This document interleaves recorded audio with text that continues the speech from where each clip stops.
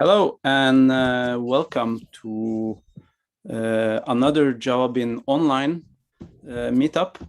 This is a meetup that I have been personally looking forward to.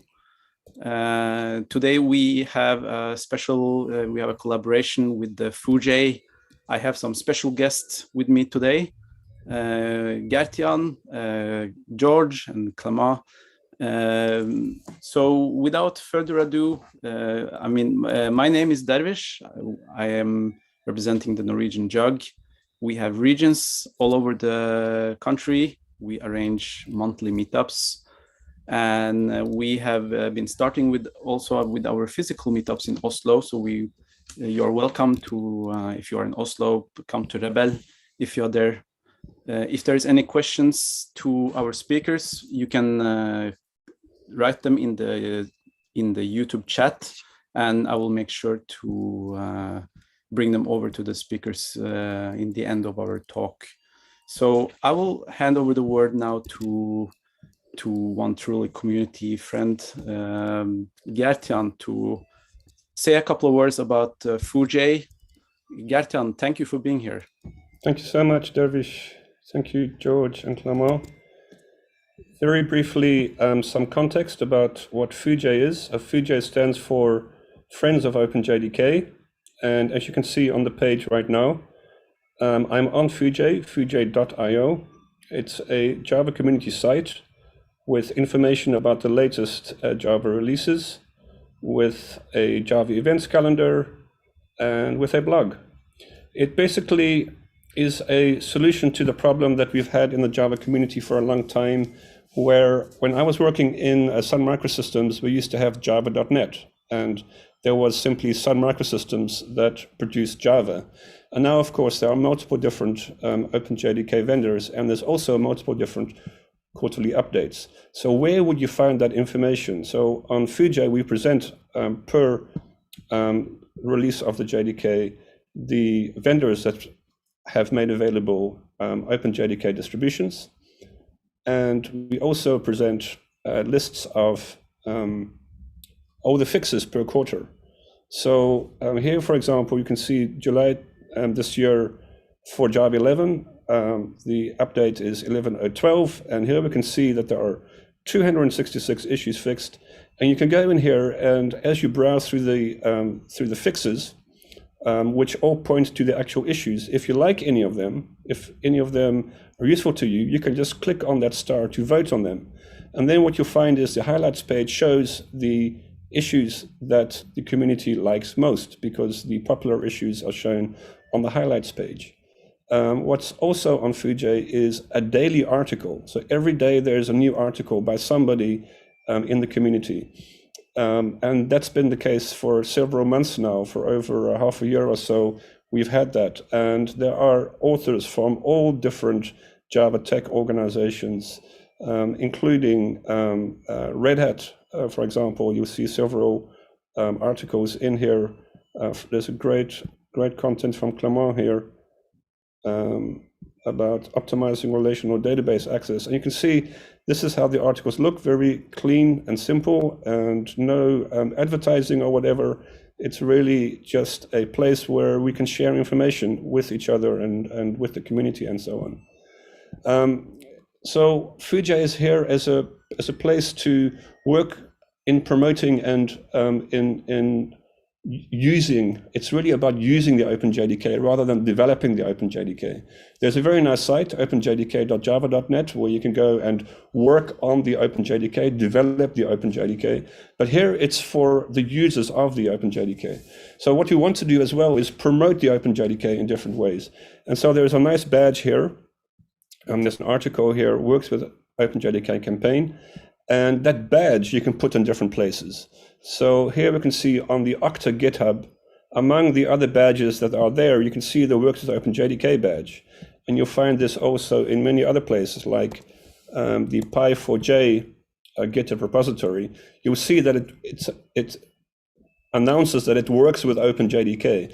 And similarly, you as a person could also be seen as somebody who works with OpenJDK. So for example, Julian, developer advocate at Adyen, you can see combined with his Adyen LinkedIn profile banner, he has this works with OpenJDK.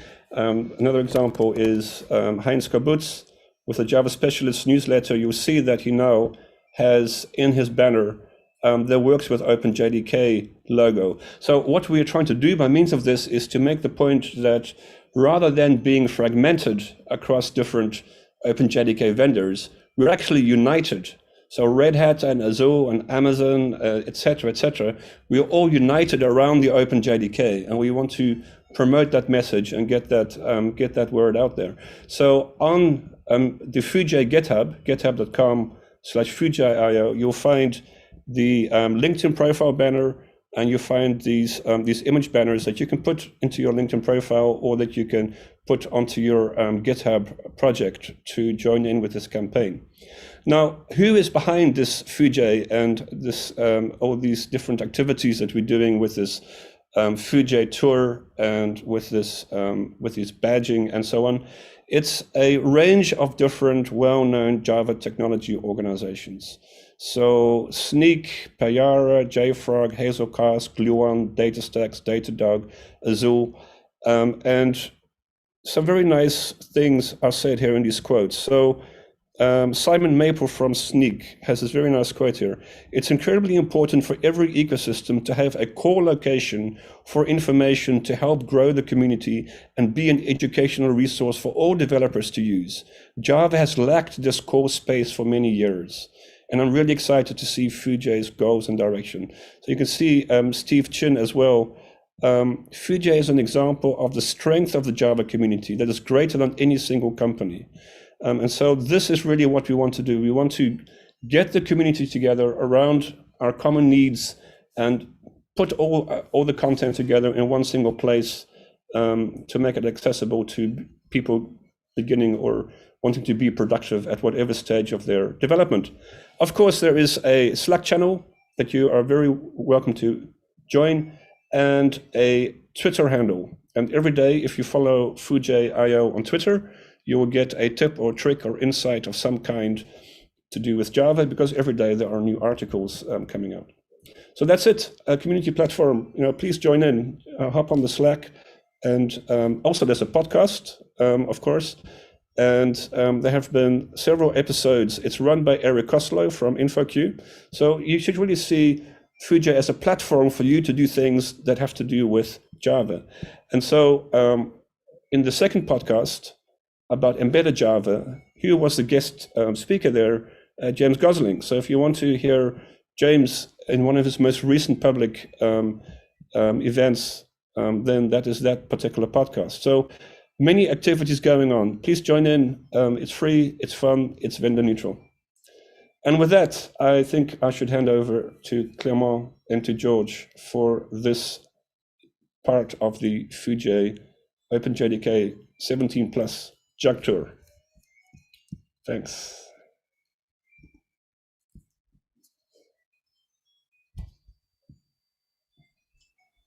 Clement, you're muted.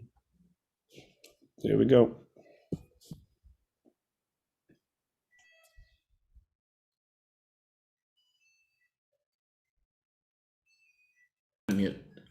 All right, does that work? Yes. Yes, woohoo, technologies. Sorry, two mute button, a hardware one, a software one. I can handle both. That's like too many Boolean possibilities. All right, so thank you for attending this virtual event, and thank you for having us. So my name, I'm going to move this up. My name is Clement. I'm working at Red Hat. I'm a senior principal software engineer, and I'm also acting as a reactive architect at Red Hat. And today I'm co-presenting with Georgios. Georgios, if you want to introduce yourself. Yeah. Yeah, hey folks. Thanks for joining. My name is Georgios, or George, as you prefer. It's a lot easier. I'm a principal software engineer. I work with Clement on a daily basis on Quarkus and various other reactive things around Quarkus. Yeah, we will come back to this reactive things and what makes Quarkus unique today. But today we are going to talk about, well, Java, OpenJDK 17, and what does that change to when you are building a cloud native application, a CRUD application, or such kind of things. And typically, what does that change when you are assembling a distributed system? Call it microservice, call it as you want, but basically that's what we're building today. So before going further, I just want to introduce a few features, not necessarily from Java 17, but a few features we are going to use that when I see code, when I receive reproducers, are not widely used and should be used a lot more. So Java 17 is a new LTS. So it's important to notice that it's there to stay for, I don't know, maybe 2, 3, maybe more years. And it has a few very nice features that, well, as a developer, I'm really looking forward being able to use it. The first one, and that's the one that catch the eyes of everyone, are records. I like to say records are like the struct of C++, but finally available in Java. So it's not really marketing when I say it like this, but the idea is that instead of having baggage classes with getter and setter, just no real logic, then now, and we will see that you can just use a record, which is a short syntax to write such kind of very simple structure. It's immutable. You can have method inside. It's very nice. Foreign function and memory mapping. If you're looking at performance, at GPU, CPU, such kind of things, very interesting. Pattern matching for switch. Finally, something that Scala and Kotlin had for years. Finally, we have them in Java, and that is a big change. We're going to see all of them, so don't worry.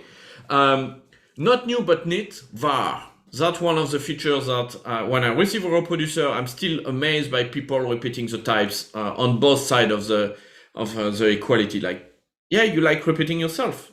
Sorry, but I don't. I just use a var and I'm done. The new collection API. How many times did I get a reproducer that was using Guava, so a 16 megabyte Java library, just because they wanted a list.off? You don't need Guava anymore. This is part of the JDK, so just use it. And multiline strings. Well, how to say that? This is just one of the small features that make a big difference. Like if you want to produce JSON or XML or whatever, or even just text, having the ability to have a multi-line string and avoid the concatenation with /n. This is just making your code much simpler to read. Some things has been improved in Java 17, the vector API. If you are doing mass stuff or floating computations, this is very important. Sealed classes, the strong encapsulation of all JDK internals. This is a very eating debate in the community about that, because we had a lot of issues with some libraries that were still relying on internals classes. Such as a tools class, unsafe, obviously, and so on. And while it's a great feature to have, the path forward is not necessarily easy. And typically for us in Quarkus, we had a long time. Well, we have to wait a long time to get the whole ecosystems migrate and integrate this to really support Java 17. Typically Kotlin and Docker, especially Docker, so the Java doc from Kotlin was behind and required a few tricks. And then pseudo-random number generators, so nobody really cares about that, but it's very important in terms of security, and it's very important when you are doing demos like us, because all good demos has a random path, right? Like a random number, random something, so this will make the demo even better. So var, let's take this one, because this one is actually very important. You don't have to repeat the type anymore. So if you see on the right side, I have a person type, okay, Luke Skywalker, Obi-Wan Kenobi, and on the left side of the assignation, you don't have to repeat the type anymore. It will be inferred automatically. So of course, when you are using interface and things like that, you need to repeat it, but only in that case, because it's important to say, okay, I want a list. I don't want an arrow list on the left side. But most of the time, you can just use var, and that's it. list of P1, P2. You create an immutable list with 2 elements. You are not limited to a singleton list as you or empty list as we had in Java 8. Now you can just create your list like that. So if I run this, and that's what I'm going to do right now, this is this code exactly, and so copy and paste. So I can run it, and for this I will. Ooh, what's that? That was a mistake from before. I'm going to use jbang. That's vars. Okay. Ah, crap. Okay, so now I'm going to run it in my IDE until it downloads JDK 17. And why does it do that? I just want. Oh no, but that's the vars I want. Is this one? Yes.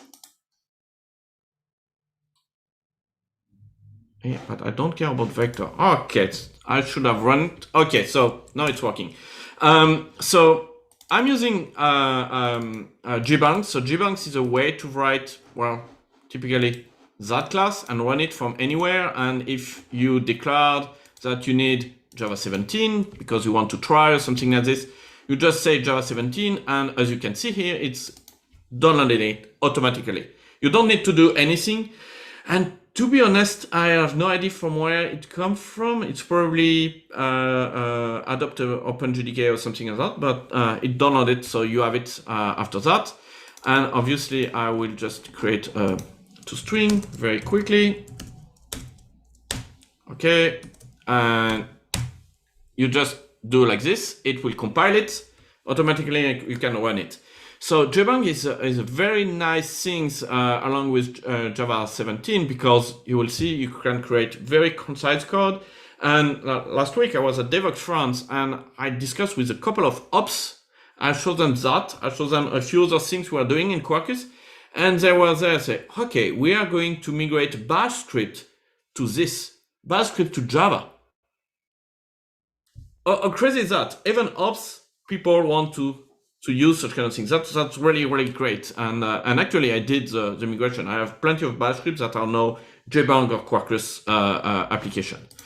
So the second feature I wanted to show you is multi-line strings. So multi-line strings are one of my favorite features, in the sense that I have lots of concatenations everywhere, and I hate that because, yeah, when I want to update something, it's messed up with my embedding or with my formatting and so on. And so it's pretty cool to have this. And if I show you this line, it's this code here. So yes, you can think about it. I'm a Star Wars fan, so that's why all my demos are Star Wars based. So you have this multi-line string, but the gem is this. Because what you can do immediately is to use, well, placeholder using the string format syntax we had before, and actually there is discussion to improve that. And then you can say, okay, well, change this one by the star. And if I run this, which one is that? Multi-line. Oops, sorry. Oh yeah. Damn, I'm pretty sure I've tested it before. I remove that line. I just need to say that it's Java 17. And here we go. We got the message with the death star and introduced at the same place. So now I got reproducers where people were using mustache or something like that just to generate a big string. No, you don't need this. This is built in. You just have it. You can have placeholder and so on. So that's very, very cool to have that built in. Vectors. So vectors is very interesting if you want to do floating computations. It's not necessarily easy, and actually it's still experimental. So you need these two options you have here: add modules jdk.incubator.vector, and that's why my IDE was complaining before. It's the advantage of this is that, well, it will use features from your CPU, typically pipelines, and so you can run multiple computation inside a single CPU cycles. I won't go too much into details, but if you are in the performance world, this is quite interesting. This will be very interesting for everything security related, encryption related, well, all this stuff which matters today. So if I run this will be my, vector here. So this is exactly the same code. And if I run it, again, okay, so that's the result of my computation. It doesn't do anything fancy here, but yeah, it's very interesting. But as you can see, we have the warning that we're using an experimental module that is coming. It's there in Java 17. You can already use it, but it's not yet mature. As I'm very interested by using it, I wanted to mention it today. Finally, the one that everybody wanted, records. So as I said, there are structs. But, well, it's a new way to declare classes that are very compact, very concise, very short to write. So here, imagine, and that's what Georgios is going to show us later. You received an object, probably encoded.json in an HTTP endpoint or something like that, and you need to have a Java representation of this object. And instead of creating a full classes and so on, where you have getters and setters and declare all the fields, well, you don't need that. You just say, it's a public record. The name is person. There are my fields. All fields and public records are immutable. And then you can also have, methods inside it if you want. You don't have to use that, actually. You can, and I think my last example doesn't have any methods, but it's very small, very short, very clean, and yeah, you can use it directly. So if I go back here, we got Luke and Luke Skywalker. So you can see that we got a new person, we print it, and look at that.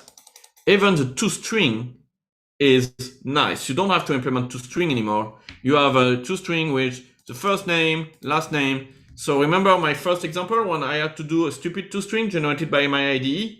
No, I don't need that code anymore. I got something that I can read, I can use directly, not the arrow bars and the at and the address. Then you can access the fields. You can't modify them; it's immutable, or the methods directly. So it will make your code much cleaner with that. Pattern matching. It's actually funny because when I discuss with a Java developer, I say, yeah, but what about switch expression? And most of them say, no, we don't necessarily use switch because we don't necessarily like the syntax. How many times, even seasoned developer, seriously, we can ask Georgios or Gertrude, how many times did you forget a break in a switch expression? A lot. See? And yeah, it was just confusing. And it's actually a feature because you can have multiple cases and a single break. But yeah, it was not necessarily intuitive for most developers. So here, with this new switch expression, you can do a lot more things directly. It completely changed expressiveness. And, oh, I don't have it here. Oh, funny. Anyway, we have the example here. So here I have a list of person, and I can directly in a switch say switch person.side, and here I can use my different thing. I can use types, I can use enumeration and so on. And instead of a column, it's an arrow like this. So it's much better. And we will see more real life example later. But it's make it a lot less error prone than it was before, and a lot more. Well, the expressiveness has increased a lot. Especially the dispatch by type. If it's a string, if it's a person, and so on, it would go to the right thing. So actually, dispatch by type is only interesting when you have inheritance, or when you are doing crazy things where everything is an object and you don't know what kind of type is that. Something we try to avoid in Quarkus, and I will go back to this right now. So what's Quarkus? Well, Quarkus, when we started it Quarkus almost 3 years ago, a little bit more, initially as an internal project, and then we made it public. Actually, we started Quarkus 10 years ago. way before I joined Red Hat. Because the thing is that since the last 10 years, we are seeing the workload in the cloud changing the face of how we were developing application, how we were running application. Java is 25 years old, and it's the world 25 years ago were really, really different. If you have Spotify or anything, try to find the music they were listening, or we were listening 25 years ago. It's quite different from what we are listening today. That give you an idea of the shift. The thing is, 25 years ago, when we were deploying a Java application, that application were deployed on a big machines and had access to the full CPUs and full memory, and were running for months, if not years. Today, we are developing applications that are packaged in containers, that runs in the cloud or on Cube. And when running in the containers on Cube, well, you don't have access to the full memories or CPUs. You need to share with your sibling containers. And sharing is hard. If you have children or siblings, you can understand that. If you are parents of children, or even I have 2 pet rabbits at home, and believe me, sharing is very, very hard. Sharing is difficult for anyone, and it's particularly difficult for Java. Why? Because, well, Java was not necessarily designed for such kind of things. It used to have access to everything. The JVM evolved and is now perfectly fine in containers, and the ergonomics are fine in containers.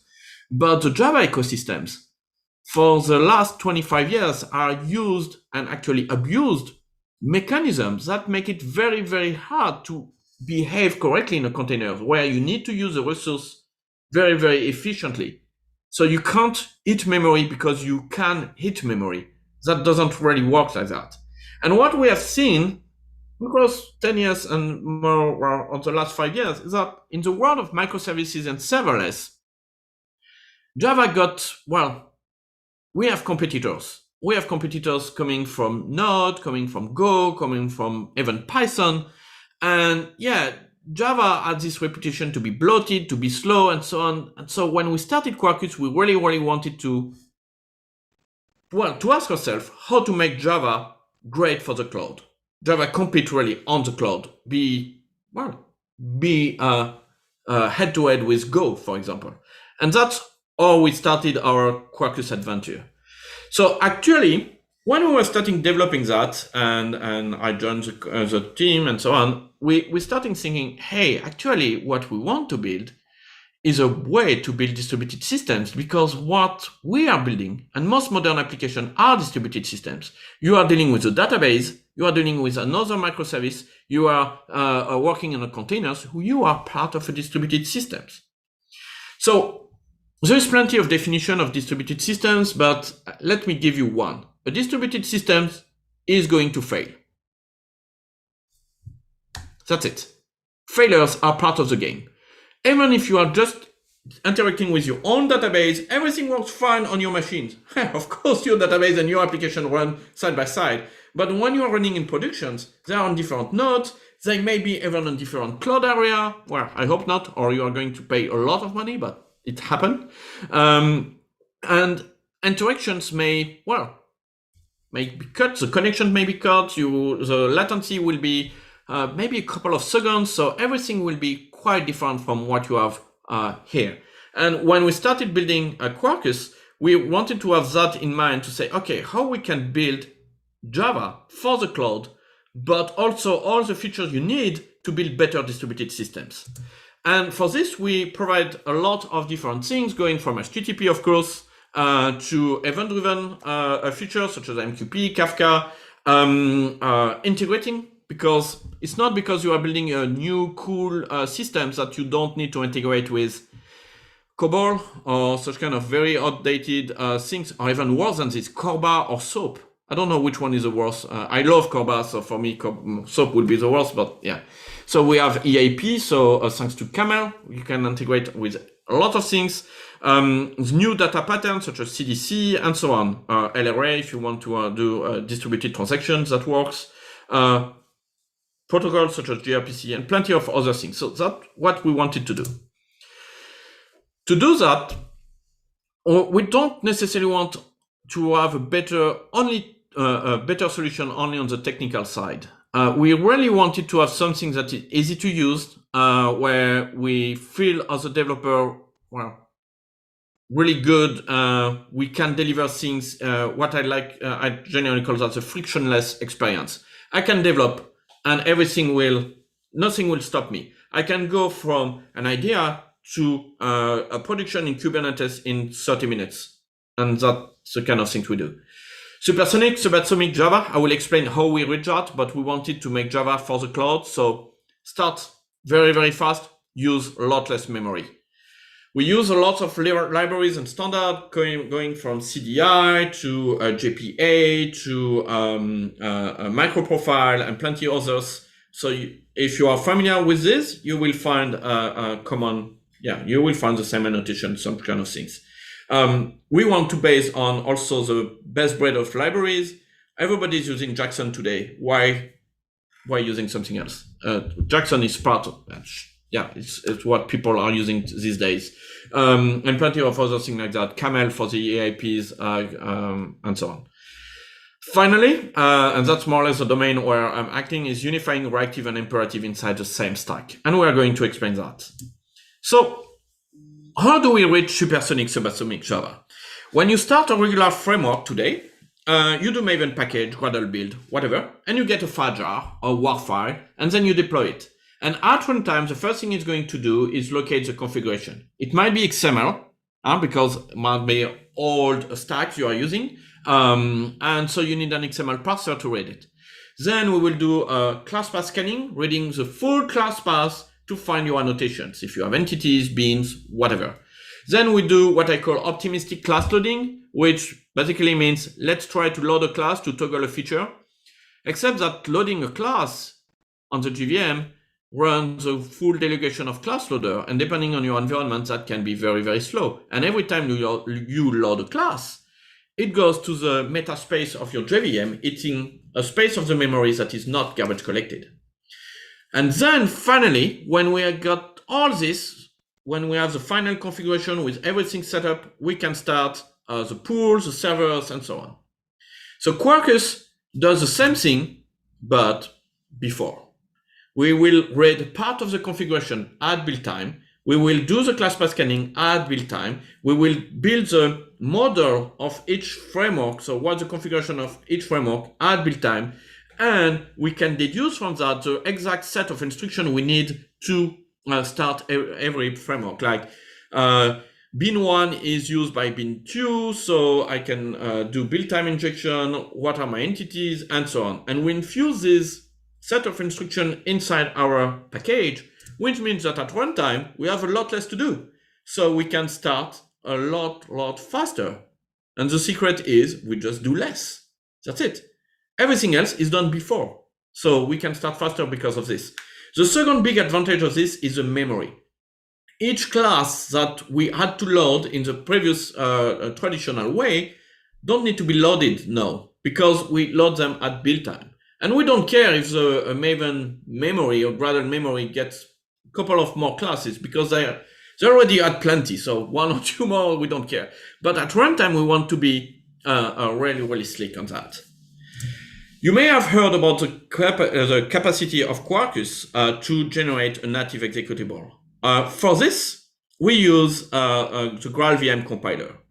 So the GraalVM compiler is a compiler that takes Java classes, bytecodes, and can build a native executable, as you will do it with C, C++, or Go, or Rust, and so on. One key thing in the compiler world, and I don't know, it seems to be a thing. To be serious, to be considered as a serious compiler, you need at least 25 parameters. And believe me, on that regard, GraalVM is very, very serious. It's almost impossible to go beyond the famous hello world to compute yourself the command line you need. So that's where Quarkus kicks in, because during the build time, we got enough information about your application, but also all the framework you use to actually compute that big command line. Actually, Quarkus is going further. Quarkus is computing the command line to create for you an optimized native executable.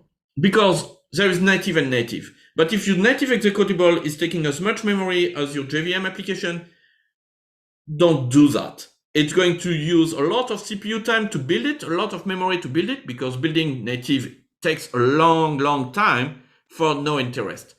In Quarkus, we don't want any compromise. We don't want any fallback. We really want to optimize your native.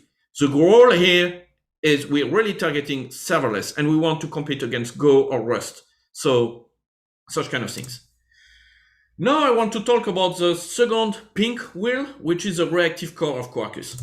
Remember, we want to build distributed systems, and whatever you do these days, it's very, very rare that you're developing systems that run in an air gap where you don't have any interaction with anything outside. You often need to have access to a database, service, or whatever.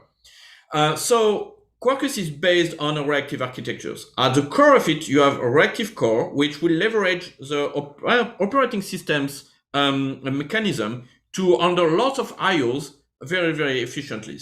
What of mechanism are them? Well, it started early in the 90s, so it's not something new. Stop saying it's something new. Select appeared in the late 90s and already was improving how we were dealing with IOs in the operating systems. Then we got ePOL, beginning of 2000, and the latest is IO Uring, which actually requires a fairly recent Linux kernel if you want to use it. Mac, Apple has a KQ, which is equivalent to ePOL, and Microsoft has Windows ICMP, which is available since Windows.net. So it's quite old too. But based on this mechanism, a few threads can handle a lot of IOs. And reducing the number of threads is key, especially on the cloud, especially in the containers, because you will reduce your amount of memory you use. Each process thread is more or less 1 megabyte. So if you need 400 threads, you are hitting 400 megabytes. That doesn't really make your application cloud native. You need to use the resources very, very efficiently. Also, thanks to that, we can create highly concurrent applications because on top of that, we got our Quarkus extensions, and this Quarkus extension can leverage this new IO model, and also your application code can, not must, can leverage this mechanism. So that's exactly the point of this. Quarkus is going to automatically detect if your applications and methods are reactive or not reactive. Because to leverage a reactive model, you need to write code in a very different way, splitting your code, passing continuations. There is multiple ways to do that, going from callbacks, reactive programming, or coroutines. But all of them require a shift, and it's not necessarily useful in your application. But you don't care because Quarkus is going to see if you use it or not. You use it, great. High performance, high concurrency, best response time. Very good if you have an endpoint, an HTTP endpoint, or something that needs high concurrency or is hammered a lot. However, we need to be pragmatic too. And if your code is still using imperative construct, if you love for loop or if branches or switch or things like that, well, Quarkus will detect that and stay on the imperative path. It will switch to a worker thread at the last minute, just before calling your method, and go back to the IO thread. You may ask, but what are the advantages of using a reactive core if everything is on the IO thread? Well, I would say almost 20%. The fact is that by having extensions very close to this non-blocking IO and reactive core, we can handle 20% more requests. And actually, Georgios did a Quarkus Insight a few months ago where it did that live, where it shows that there is a difference between imperative and between the before and after the switch to this reactive core, and we got such kind of number. So inside the same application, you can have both reactive and imperative, and that's very, very interesting. All our extensions today, or most of our extensions, are fully reactive, and then you, as users, you decide where you want to put the cursor. Fully imperative, full reactive. It's rarely the case, or in between. That's 90% of the cases, the in between.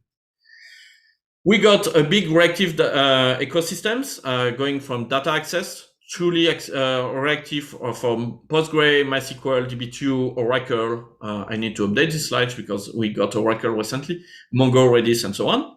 Communications, gRPC, Kafka, MQP, and so on. And even mail, templating, regular REST, GraphQL, all of them have reactive support.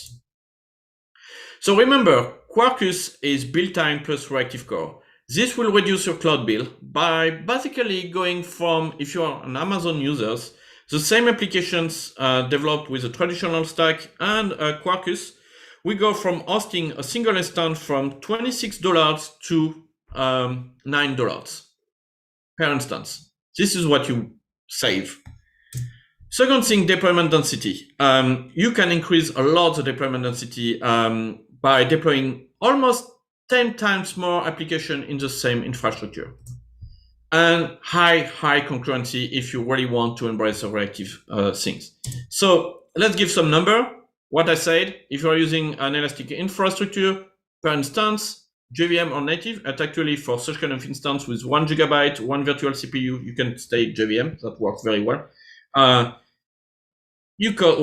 Amazon AVS T2 that will cost you $9.15 per month.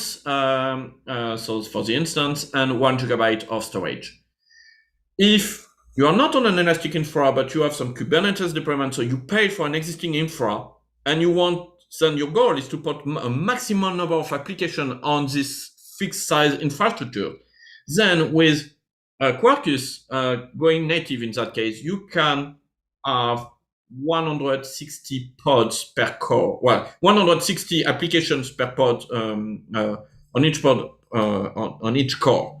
So basically, if you compare to traditional stack, it's mostly 10 times more. So install 10 times more applications on Kubernetes. Finally, on the concurrency side, the number from there come from users. So they embrace the reactive side, and they have a Kafka applications, receiving millions of messages and sending them to various databases. And they can handle 1 million messages per minute per CPU per gigabyte, which is very, very high concurrency for such kind of thing. These numbers come from Decathlon. So I don't know if you know that. It's a sport retailers chain.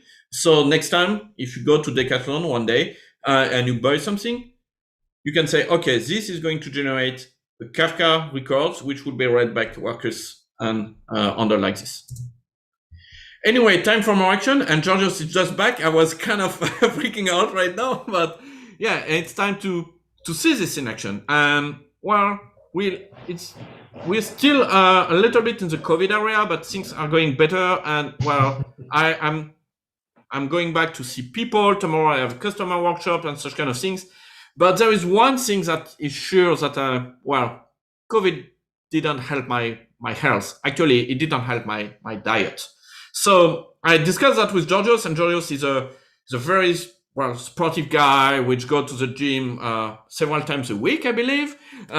So I'm not doing that. So I'm kind of the lazy guy. I'm French, remember? So that's normal for me to be lazy. It's part of my DNA. So I say what I like is eating good things. So we discussed that, and we decided to build a system where now every time I'm going to order something for food, if it's not healthy, it will select a set of exercise that I have to do, so I can stay fit. So you can find the demo on this GitHub repository here. So if you want to play with that, the only thing you will need is Maven, actually, or maybe we use a wrapper, and Java 17. So download Java 17 from your favorite distribution. You can go to Fuji to download it, or to find all the vendors and pick your favorite one. Or you can build yourself if you're really on the crazy side. I build not 17, I'll build 18 myself, but yeah, it's kind of fun to do it. So Georgios, I'll let you share your screen and excellent. Go through the demo. Excellent. Thank you. Thank you very much, Clement. Okay, so can you see my screen now? Yep. Excellent. So, yeah, as Clement said, this is what we're going to try to build, right? A simplified version, like really simple, where we'll try to highlight some Java 17 features and make it like microservice-y.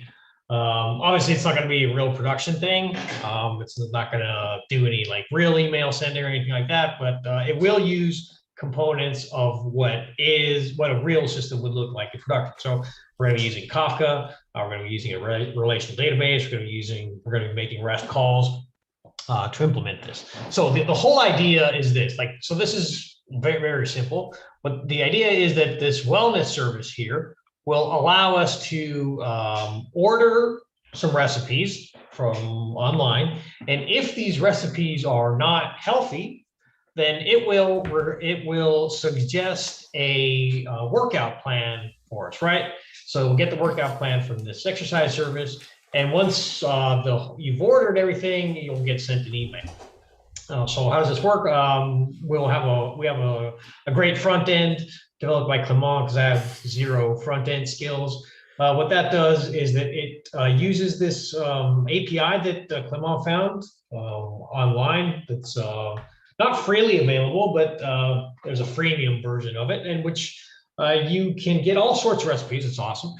So we're going to get recipes from that way. Then we've built this exercise service where we just create some dummy exercises for you. Again, the communication is done by REST. And then once that's done, we're going to be using Kafka to send an email. Actually, this isn't correct. I made this mistake. I'm the one that made this mistake. Clement had it correctly. I changed it, but let's fix it on the fly here. So we're just going to take this here and move this. And this is what the system actually looks like, right? So I confirm you have absolutely 0 front-end skills. Yeah, it's evident. Yeah. Yeah, I'm horrible at front-end. I'm not that great at back-end either, but front-end is absolutely atrocious. So let's see what we're not going to write this whole thing, right? Because if I was going to try to generate the projects with Maven and everything like that, and create the structure and try to create all the properties, that would take a while. So the mail service, we have it ready because there's not much interesting there. But we're going to try to write the most basic parts of the exercise service and the wellness service. As I said, this recipe service is an API that you can find here, right? It's awesome. It requires a key to get it, but there's a freemium version as well. And it's like they made the onboarding for developer very, very easy. Like in a few seconds, you will get your key and you can access it. So if you are looking for doing such kind of things, yeah, it's very nice. Or it's named a Rapid API. And the thing is why we wanted to use a real API, an external service, because what we have realized too is that in 2021, most of the system rely on some external systems. And we wanted to demonstrate how you were using this kind of distributed system, this kind of services. And here, yeah, so that's the one we are going to use. Obviously, we did it for food because, well, I love eating, but you have plenty of other services. Who doesn't? Who doesn't love eating? I mean, yeah, if it weren't for eating, I don't know what we would do during COVID, to be honest. That's pretty much all most of us did, except work. Okay, cool. So yeah, we'll use that. And let's try and build up the architecture here, starting from the exercise service. So everything here is going to be a Quarkus project that's going to be using Java 17, right? So I'm using the latest version of Quarkus 2.3.0, which was released, I think yesterday. Java 17 everywhere. So I'm also going to be using, we're not going to be using the full reactive capabilities of Quarkus that Clement mentioned earlier. The only reason being that most people are probably more familiar with the blocking versions, blocking API, so we'll just go with that. But we are going to use JAX-RS from our REST Easy Reactive implementation and Hibernate for this service. So what this does, basically the only thing the exercise service we want it to do is to read from a database and return a few exercises. So let's start out. And with Quarkus, what we do when we're developing an application is we start it in the dev mode, right? So dev mode is the mode of Quarkus where you just start the application, you continue to code your application, and then you see the results immediately, right? You just refresh the browser, or you rerun your tests, and everything just works. So what I'm going to do here is I already have a test for this written. So basically what it does is that it hits this REST API, REST endpoint, and it expects to get a 200 result with 2 different things in it, right? So the test is really simple. I'm going to run this test, and I'm going to see this test fail, right? Because I haven't written any implementation anywhere. So now I'm going to start writing this implementation. I have no class here. First of all, we're going to start out with the entity. I'm going to call it exercise. And I'm going to say extends panache entity. So what panache is for Quarkus is our opinionated data access layer, right? So you're going to see how easy it is for us to interact with the database and pull data out of it, right? I'm just going to add 2 fields to it. I'm not going to make anything. This isn't going to be really complicated or anything. It's just a demo, obviously. So this will create a exercise table. And because I'm using Hibernate with Quarkus, Quarkus will automatically run these this import statement, which will create a bunch of exercises for me.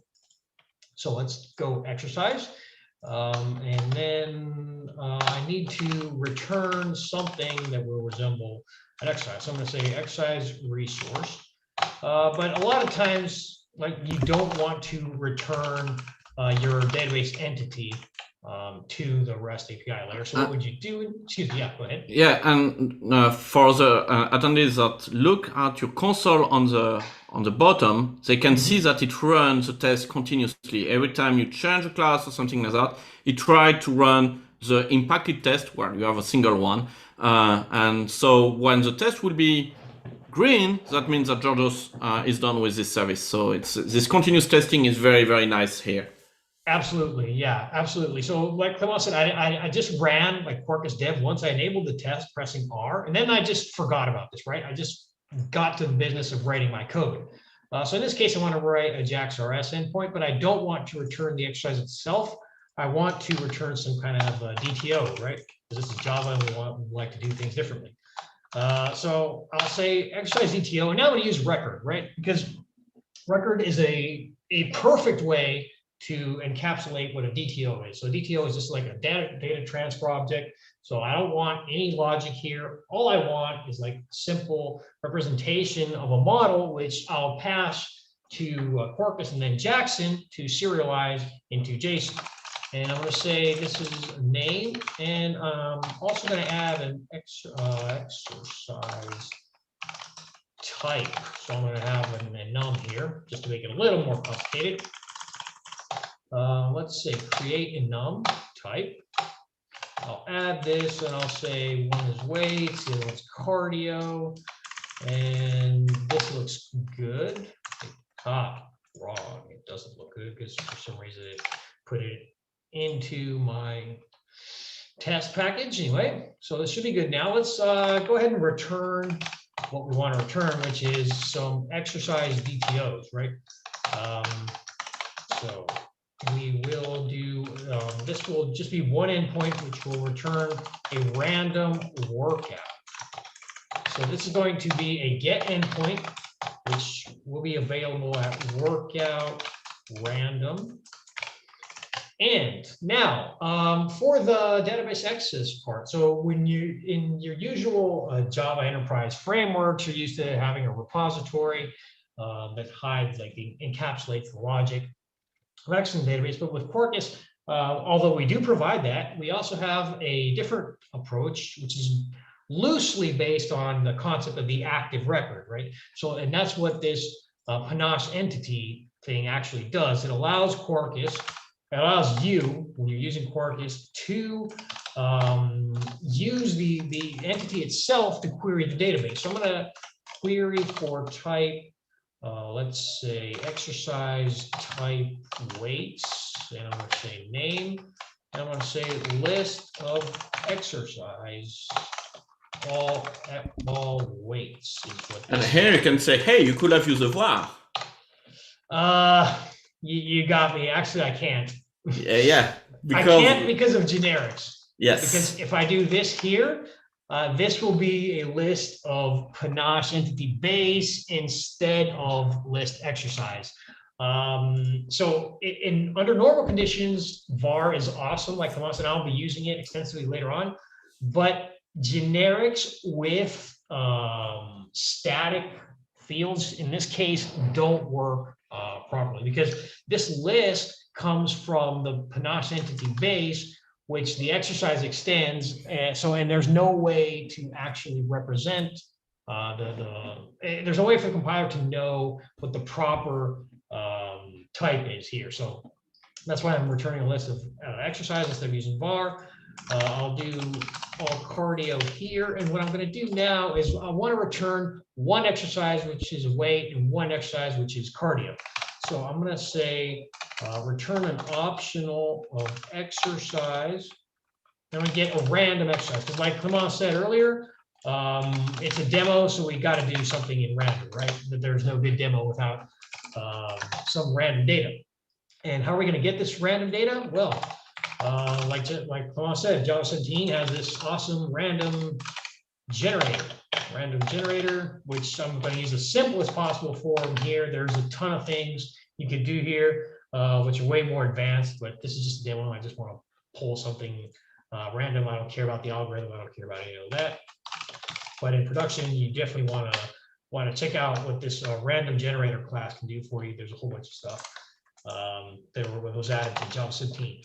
So empty and return. Let's see, what do we return? Return all get random generator next int all size, but this has to be an optional of.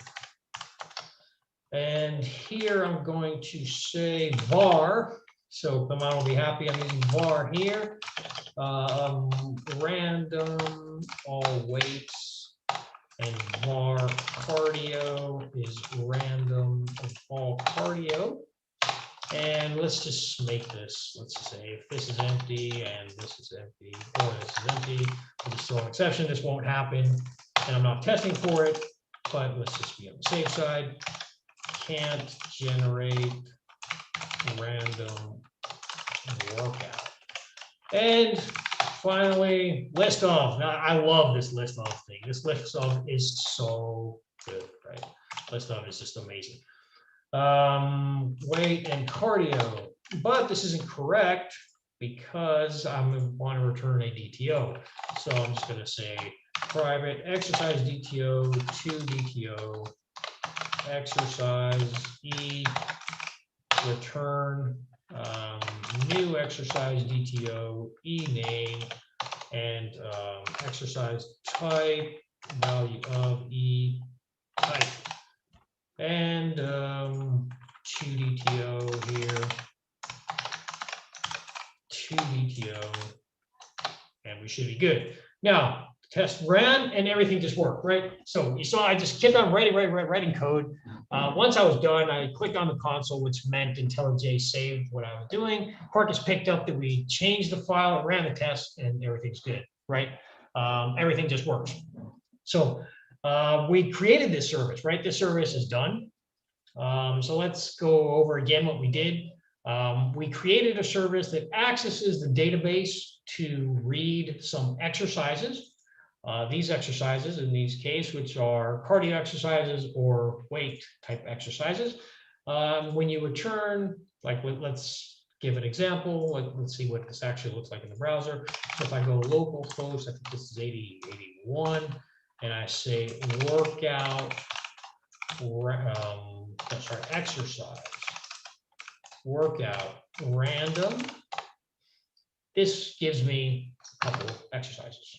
Oh, I made a mistake. all cardio. Oh, yes, this was wrong. So my test wasn't good. My test coverage wasn't good enough, obviously, because all I was doing here is checking for 2. But now I made a change here. I refresh the browser, and again, the change is automatically applied. So with Quarkus, you see that changes are applied automatically both to your tests and to the actual code. So Quarkus does not get in your way. It actually enables you to go as fast as humanly possible when you're coding, right? And you folks will probably do this a lot faster than me. But anyway, you get the idea of what this automatic update of code does for you. So I think we're done with the exercise service, right? So now we need to move on to the next service. And the next service in our architecture here is the wellness service. So like we said, wellness service is basically the glue of this whole thing. Right, so it will talk to the exercise service. It will talk to the recipe service that we showed here. And once that's done, if you will create an order, what it will do is it will send a message to Kafka. So let's start this service, wellness service. Again, let's start off saying what we have here and what we don't have. So I don't want to write everything from scratch. That'll take too long. So what I've done is I've created the types that we'll be using. So the exercise is the result, is what we're going to be getting from the exercise service. So like in the typical microservices pattern, we're not sharing any code between the two services. We're keeping them totally decoupled. So I'm repeating the type here again using a record. This time just using strings for the name of the type. The order is what's actually going to get created when you request an order from the wellness service, and it's what's going to be sent to Kafka. This is just a boilerplate class for Kafka serialization. We don't really care about that. This random recipe response and the recipe are the types that we are actually we're using in order to model the data that this API is giving us, right? So you see the recipe here has a whole bunch of fields. It has a lot more. I just used some of them. I could have probably cut down on this. And here you see the beauty of records, where normally you do a class with plenty of getter and setters and so on, and you need them because the serializer needs the setters, but actually what you as a user want something immutable. So you don't have that problem anymore with records. You just do this, you select the fields you want, boom, you're done. And that's really, really cool. Yeah, one thing, and you have the example here, is that you can end up with records with plenty of parameters like that, which make ordering, when you have 10 strings, which one is what. So that's we should not abuse that, but yeah, here it's very, very nice. Yeah, absolutely. So in this case, where all I'm doing is I'm actually delegating the creation of the record to the deserialization that Quarkus sets up for me, right? So what Quarkus does, how I'm going to use this is that I'm going to use this REST client. I'll explain what this does to return this recipe, and then from this record, I'm going to return these records back to the user. So I'm not manipulating these in any way. So I don't really, like Clement said, I don't have to worry about like there's so many parameters here. All I wanted to do is model something that I'm getting from the outside world and I'm returning to the user. And how are we going to talk to that? Well, Quarkus makes talking to external services extremely easy, right? So you write this interface, which in this case is just saying that go ahead and query this external service that I've configured in this properties file, which has a URL and a key. And you tell it like what header params you're supposed to use and which APIs which REST methods you actually care about. So I want to hit the recipes random, get, and recipes ID information, again with get. And I'm going to be using this shortly. But before we start using it, let's create a similar client for the exercise service that we created earlier. So I'm going to say exercise client. And this is going to be an interface. Again, I'm going to register this client. So register, this is an annotation that allows Quarkus to know that it should create an implementation of this at build time, so we can use inside our own Quarkus code. And I've configured this as well to point to localhost 8081 for now.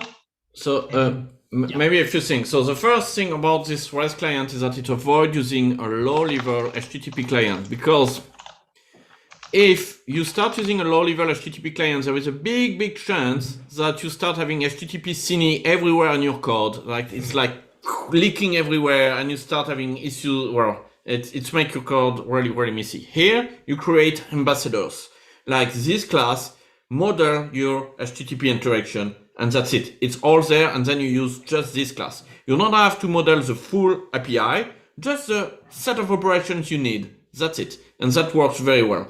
The URL you have is configured in the application properties. You are actually using the old syntax. Georgios, come on, you're really outdated. We remove the slash. The new syntax is only on main. It hasn't been released yet. Damn it! So it's coming, because I hate this syntax. Like, yeah, I know, it's very weird. It's crazy. It's a spec, but we provide an alternative. But the thing is, already in main, so in the next version, we will have a service discovery built in. So basically what you will do here is say, oh, my service is named exercise. And then you will say what kind of service discovery you use, if it's Eureka, Kubernetes, and so on, and it will automatically find the right instance. So you don't have to hardcode the URLs anymore. So yeah, that's exactly the magic of having something high level like you described, right? If you were going to try to introduce all these features into your own, let's say, wrapper of an HTTP client, the code would get extremely messy. But with this, all you do is write an interface, which is basically like the highest level you could get when interacting with the service. And Quarkus just takes care of all the rest under the hood. Not only that, it also allows this client to be blocking or non-blocking. So in this case, because all I'm going to do is going to return a random recipe response. In this case, a list of exercises, because I'm going to be returning a concrete, like, let's say, sync type. This call will be blocking, right? But if I were to use a synchronous return type, let's say if I did completion stage of this, then Quarkus would be smart enough to know that, all right, now I need to generate a non-blocking implementation of this. So you see how these higher level abstractions can make your code so much cleaner, right? And not only so much cleaner, like Clement said, you can choose whether you want reactive or non-reactive in any place of your application where it makes sense, right? Quarkus does not force reactive on you, nor does it make you make this choice up front. You can mix and match both inside your application if you want and if it actually makes sense. So let's go ahead and and the path I'm going to use here is just the same path that I was using in this case. And one of the things here is that we use the same annotation on the server side and on the client side, which is kind of pretty cool, because then you just have to learn one set of annotations, which is why we tend to recommend using JAX-RS annotations, because you can do that. Absolutely. I mean, JAX-RS is something for me. I think it's a great spec. Like, it has some dark corners, but it's a great way to represent in a high level these APIs. And the fact that we can use it in generated client is also amazing. Now, some people would be tempted perhaps to like share this kind of stuff. We kind of discourage that. We don't want people to share these between server and client, because changes because that makes it really, really hard to support multiple versions of an API. But anyway, we're not going to get into that detail for this. Yeah, and we're working on that with open API descriptors and things like that. So this is coming, but it's not sharing the code directly. You share the descriptor. Excellent, excellent. So like you see, there's so much stuff we've done, but there's also so much more that we can do. And the fundamentals of Quarkus really allow us to go this extra mile, right? Do all this extra work. So this is all we needed to talk to our exercise service. That's it, nothing else. Just this exercise random work, and it will return this here. Now we actually need to create what the let's say the business logic of our application, and it will be the recipe resource. So here is where we're going to allow the user to select recipes and order recipes. So first of all, we need to be able to talk to the API that provides the recipes. So we're going to inject the client, and we're also going to inject the service. So exercise client. I'm injecting both clients because I need to talk to both downstream services. Now, just a slight change here. I need to tell this that this is a REST client. So this is in CDI speak talk. This is a qualifier because Quarkus will generate this, and it needs to know that this is a REST client in order to actually be usable in your code. But the first REST API that I'm going to expose is the recipes, right? So I'm going to allow us to query the service by a tag, right? So like a type of food, let's say we want to search for. So search for recipes based on a tag. So I'm going to say tag, string tag. This, if you're used to JAX-RS, I would normally have to do path param here tag, but Quarkus is very, very smart. And in this case, because the name of the parameter matches this here, you don't have to add it at all. Quarkus automatically infers that this is a tag, that this is a path param. So anyway, what we're doing here is just returning a random tag. Let's say return like, I don't know, five recipes. Also, let's start the service. I forgot to start it. And like we showed here, right, in this picture, we showed that this uses Kafka, but I haven't configured Kafka anywhere, right? So what is going on here? How will this application know how to use Kafka? And if I'm not starting Kafka anywhere, I don't have it running on my machine anymore. I didn't start any Docker containers. So what Quarkus does here is, because it knows that we have configured the application to use Kafka, it starts a database. It starts a Kafka broker automatically for us, which is amazing, right? Because all I need to do now is just keep on writing my code, and Quarkus will handle the life cycle of the dependency, which in this case is Kafka, automatically. It did the same here, but we forgot to mention it. It did the same with the exercise service, which needed to talk to a an H2 database, so in-memory database. There, it started the H2 database on its own. I didn't start it anywhere. So we call this dev services, and it's super useful for people developing their applications, because now they don't have to worry about like having a pre-populated database or having scripts to start a database or running Docker or anything like that. Quarkus just takes care of it automatically. Think in terms of onboarding, the benefits. You start a project, you don't have to configure anything. Everything is going to be started for you. Kafka, database, IMQP broker, even SSO, or soon we have in-memory data grids that are coming to. We even have, but that's completely crazy, we even can start Kerberos for you, but don't do that. Well, we are in 2021, we are speaking about Java 17, but yeah. Excellent. So let's go ahead and run our tests here. So I'm going to run the test that I have pre-built, and they're failing because obviously I haven't written much code, right? But let's look at our tests, because this is now where another Java 17 feature comes in. Because when I'm running a test, I don't want to actually hit the real API, because like I said, this costs money. The API might be down or whatever. And it's my data, it's my credit card, so thank you. Yeah, I'm saving Clement money here.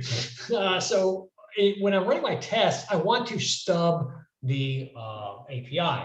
So in this case, like Clement said, the multi-line string thing is super useful, because all I'm doing here is I'm starting wiremock and I'm stubbing the actual result with this huge JSON file, JSON content. Now imagine what this would look like in Java 11, right? So this is, I don't know, it's like 50 lines. It would have so much boilerplate here, it would be impossible to read.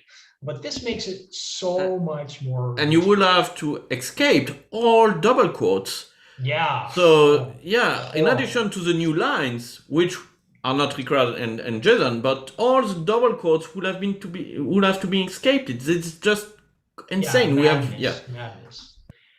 Yeah, this is super useful for stuff like this. Stubbing, this is amazingly good. Okay, so I only have one point written here, which is the one that returns recipes, but I also have to make orders available. So I'm going to go ahead and say order.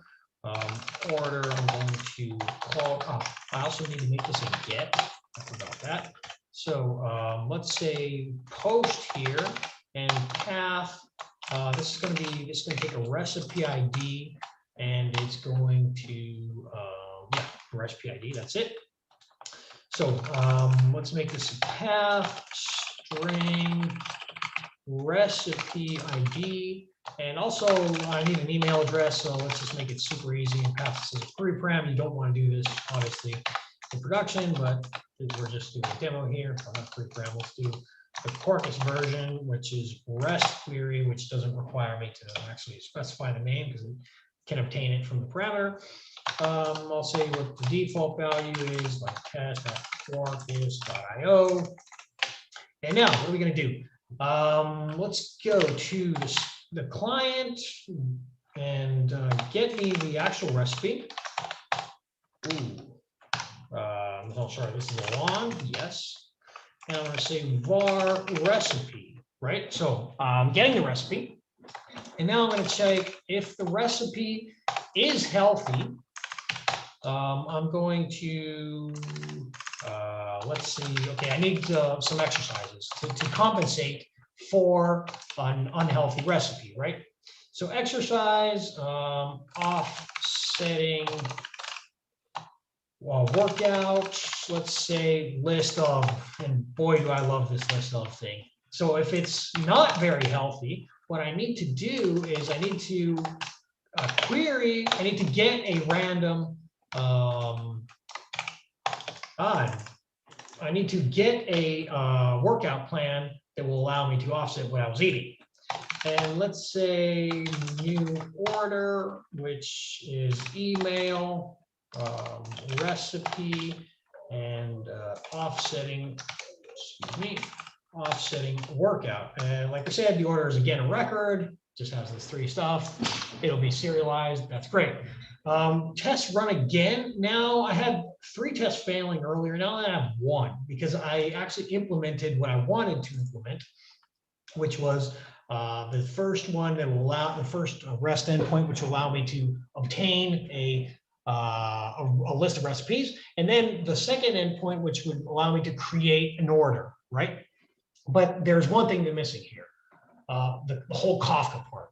So what we're doing in this case is we need to verify what this test is doing is, aside from verifying that the actual order is what I expected it to be, it's also verifying that the order was sent to Kafka. But in this case, I haven't done that. So I go back to my business logic. Let's say here, I go here, var. I'm not sure why, like here when I'm doing this, IntelliJ should use var. It's not, but anyway, it should have done that. I'm sure there's some setting somewhere, or maybe a newer version will do this automatically. So now I need to send this to Kafka, and Quarkus makes communicating with Kafka, so both sending and receiving messages, so easy, right? So anyone who's worked with Kafka knows that it's not a terrible amount of fun. It's difficult to work with, all because it's a super powerful system. But Quarkus has this awesome abstraction in the form of the SmallRye reactive messaging library, which is fully integrated into Quarkus. And in this case, since all I'm doing is sending a message, I need to inject this emitter. So I add this emitter here, and I have to tell it which channel I'm talking about. So because my application can talk to multiple, it can send messages to multiple Kafka topics, right? I need to tell it, I need to configure which topic I'm talking about and how this gets serialized to Kafka. In this case, we're using an abstraction that SmallRye reactive messaging introduces called the channel, which gives a name to all this higher level, all this configuration. When this name is what I can use to actually tell our application where to send it, right? And all the rest is done under the hood based on the configuration we've provided here. So emitter, all I need to do is order emitter, send, order. This is just going to be a fire and forget from this point of view. I don't really care to see the result. My test will verify that the result actually ended up in Kafka. And now all into stress. So see how magical this is, right? I just changed one method, and Quarkus executed that test that it knew is affected by this change. So think about this for a second.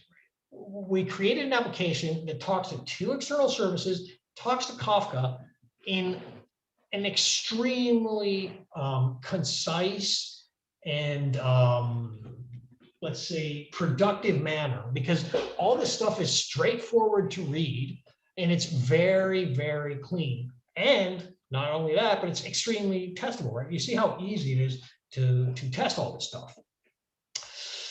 Clement, do we have anything else on this, or I think we're good to go, right? Yeah, I believe you can clean up a little bit your Kafka configuration, but that's not related to this talk. But the serializer will be found automatically. We had a bug, but I believe it's been fixed. Maybe it's only on main. Right. Yeah, that's why I had this because it had we can actually try that. No, but we can try that, right? If I do this, the test continue to pass, right? So I get rid of this as well. No, you need the serializer. Oh, I do. Yeah. Okay. That's something that is coming. I will generate it for you. But yeah, so far you still need it. That's what we detect.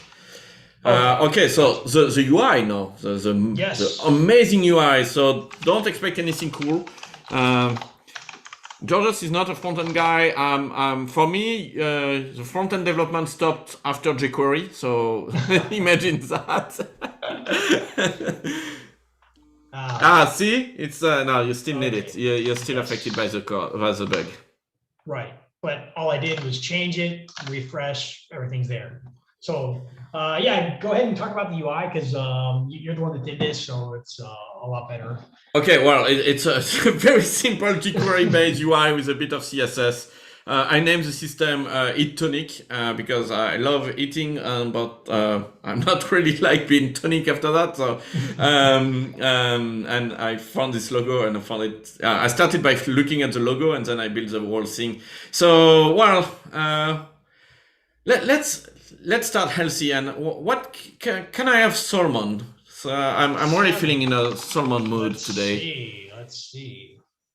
So this is actually calling the external service and retrieve all our recipes, building our DTOs and things like that.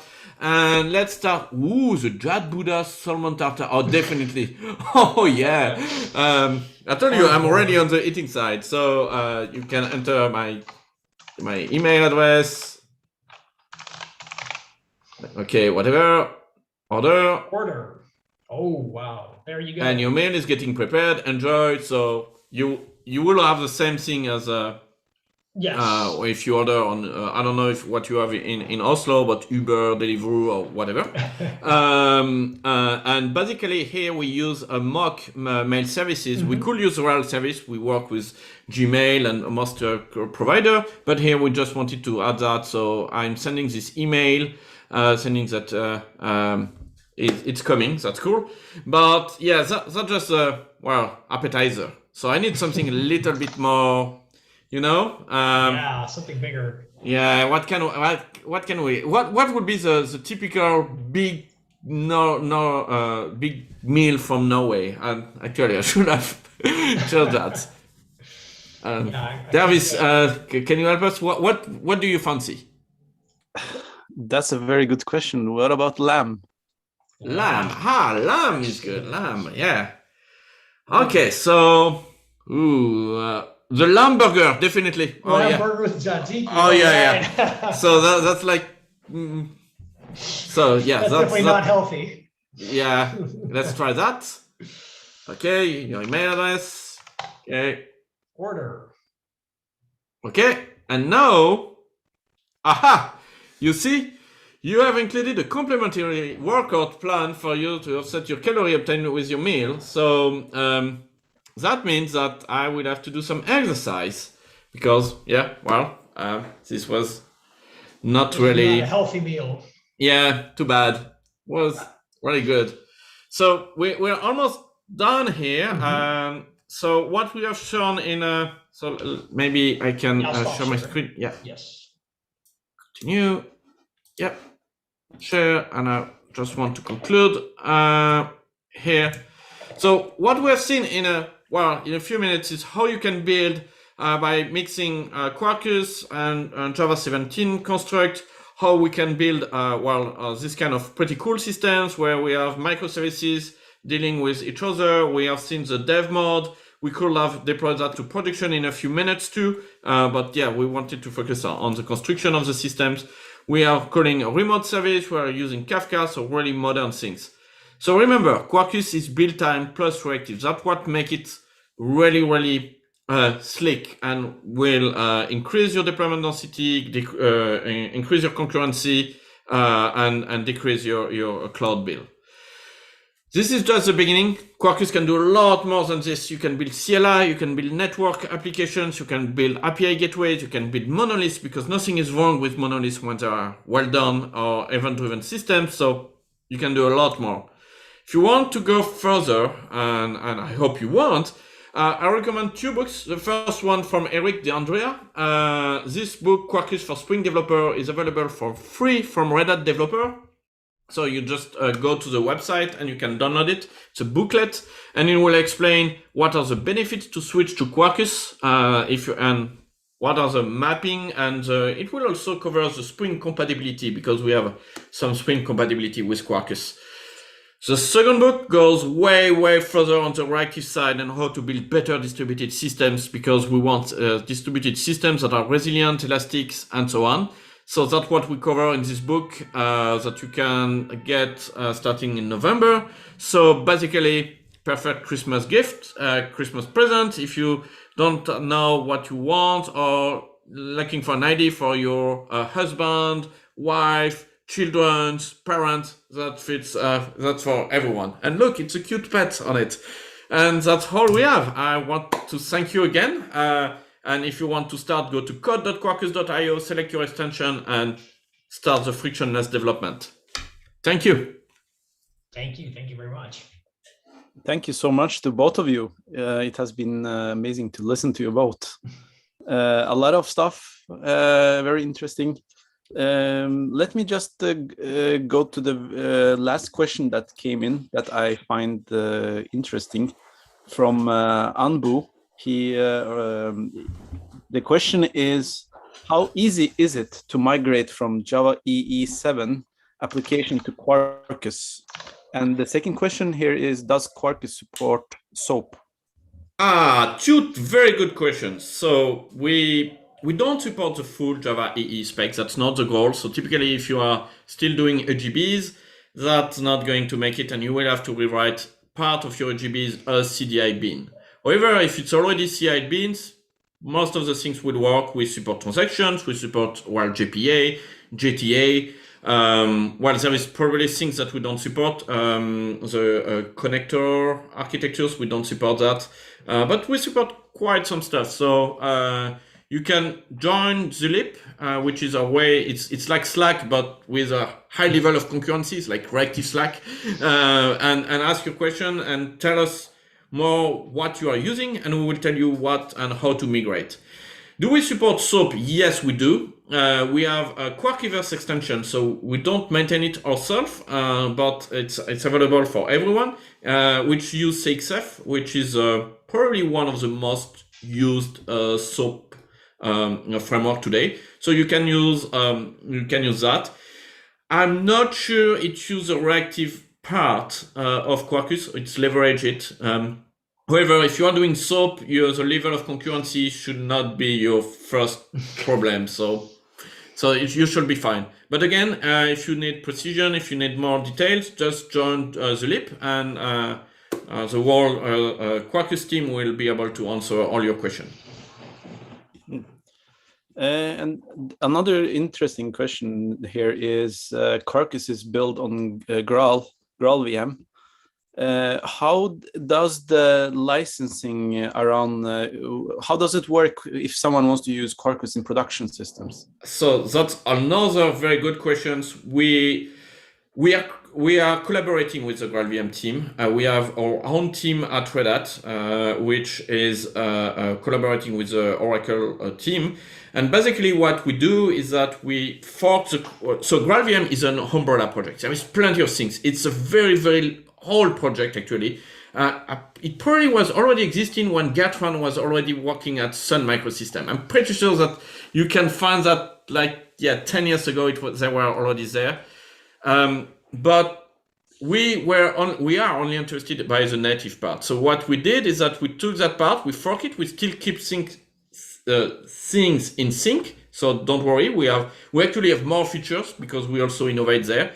And this is fully open source, and there is absolutely no problem, no contact with Oracle. This is our build, and this is named Mandwell, and it has exactly the same capability because it's the same code. But yeah, we have this thing. And well, if you are Red Hat customers, this is what we productize. So we support it. So if you have any bug issues and so on, this is part of our support contract. But you don't have to be a Red Hat customers to use it. It's really available for free. And we do lots of innovation here. We did the GFR. So if you want to do monitoring, we implemented that. Then it's now in Graal VM. So there is exchange it's bidirectional exchanges. It's not us just pulling the code. We are really contributing things. The symbol when you are debugging native, well, that's something I forgot to mention. Debugging native means JDB. It's not necessarily the most user-friendly experience. And initially, we didn't have the symbol, so It was really hard. Now we got the symbol. Yeah, great. There's another question about Jakarta EE. I will ask it. I will read it out here. How much? I think you already mentioned Jakarta here, but is Jakarta EE a part of Quarkus, or does Quarkus implement the EE specification? So we don't plan to implement EE specifications, at least not profiles, because the EE spec, the Jakarta EE specs, is a set of profiles. We are kind of close of the web profile, but that's not our goal at all.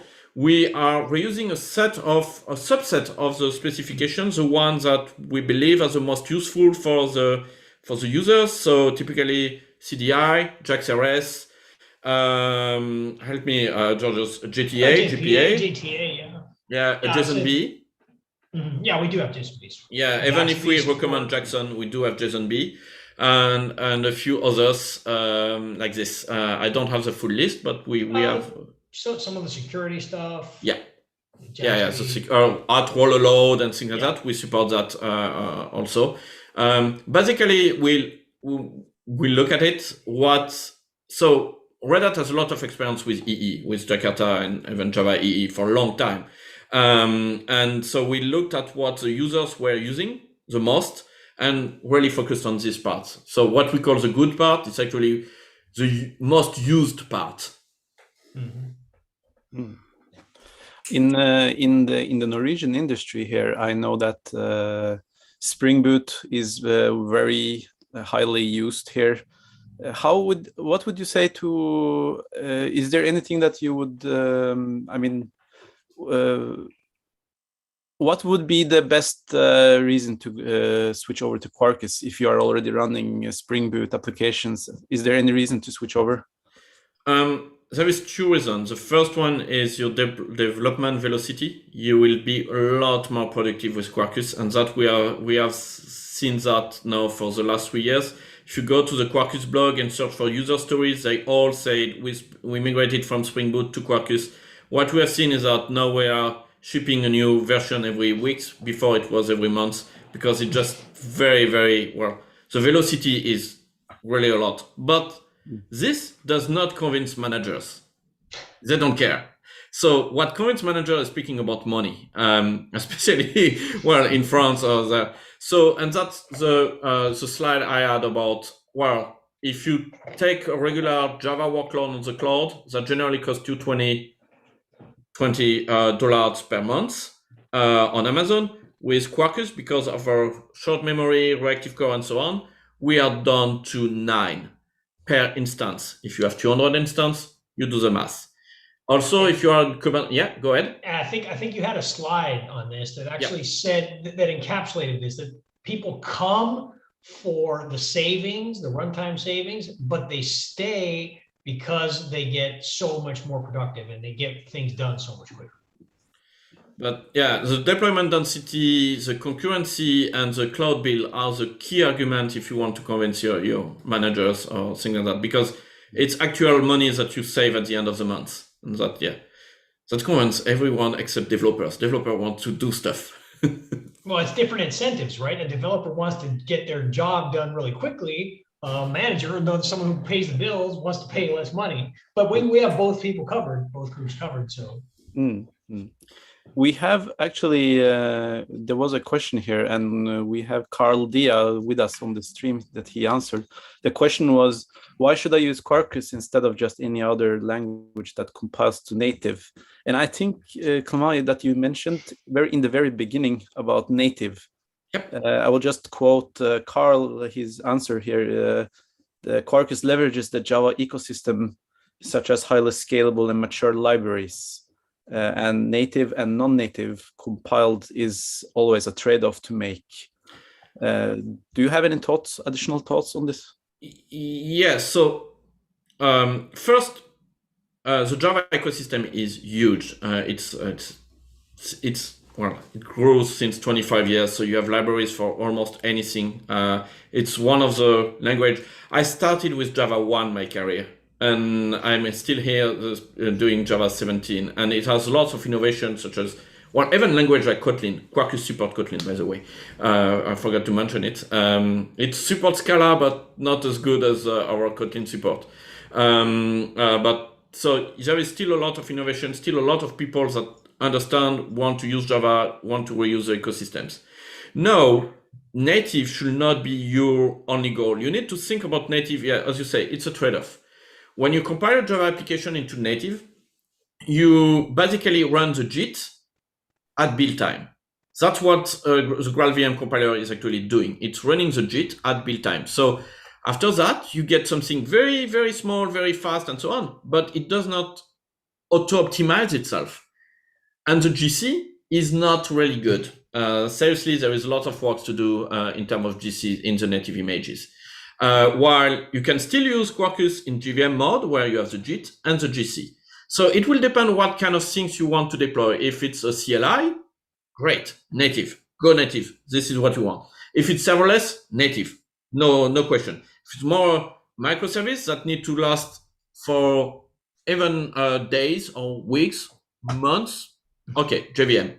Now there is hybrid deployment. If you are using Kubernetes or cloud deployment, you can have a set of JVM instances that will always be running, self-optimize themselves.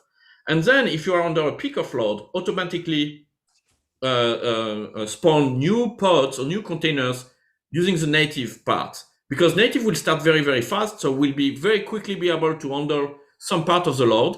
while keeping the JVM safe and continuing to self-optimizing. And when the peak of load is over, like after dinner, when I'm feel full, then I can kill my native pods or my native compiler. So you need to see that, yeah, native, there is some trade-off, there is some deployment ideas. You can go full native, full JVM, or hybrid. And I'm selling the hybrid approach to a lot of people these days. Like they say, oh yeah, that's exactly what we want, because we don't want another pod, JVM pod, that may use too much memory, but having a set of a small fleet of native pods that will just spawn and then down, that's exactly what we need. And I'll just add here that like for people that are used to Java that try to like go the route of Go, that, at least for me, that was like brutal. I never want to write Go again, right? So yeah, Go is small binaries, whatever. But the expressiveness I get with Java and the tooling I get with Java is like out of this world compared to what Go is. So in the end, I don't see many Java developers wanting to Go just because it can compile to a native binary, right? That just doesn't seem like a compelling enough reason. In terms of deployment density, we will be very, very close to what Go can do. The thing is that we are eating a little bit more memory, but our concurrency is way, way better. Mm-hmm. So at the end, it will be completely equivalent. However, Go has pretty cool features that I would love to see coming to our native story. It's cross-compilation. That is something. So the GraalVM team and our team working on GraalVM is working on that, but right now it seems to be complicated. I can't understand that. But yeah, cross-compilation seems to be complicated. So right now, if you want to do cross-compilation, you can come to Zlip again, and we will tell you how you can do that using GitHub Action or something like that. But basically, you need to compile on every operating systems. But that works well. And another thing that we are investigating is ARM support. A lot of cloud providers are switching to ARM for very good reason in terms of energy consumption and things like that. So we need to have a good ARM story, and they are working on that. Cool. Yes, and that's was all the questions for this time. I thank you so much for being with us and being with javaBin. Georgios and Clement, I very, very highly appreciate that you share. We run this meetup today from 4 different parts of the world today. The true cyber online meetup. So, and I also want to thank the FuJay team, Gertjan, also for actually making this tour possible and connecting us with great speakers like you too. So with that said, I just want to say thanks to everyone. It has been great to have you with us, and thank you to everyone who asked questions. And have still a good evening, and see you next time with another, the next online meetup with javaBin will be the 20th October. We will cover more Java 17, and I look forward to that, and see you next time. Goodbye. And thank you for having us. Thank you very much.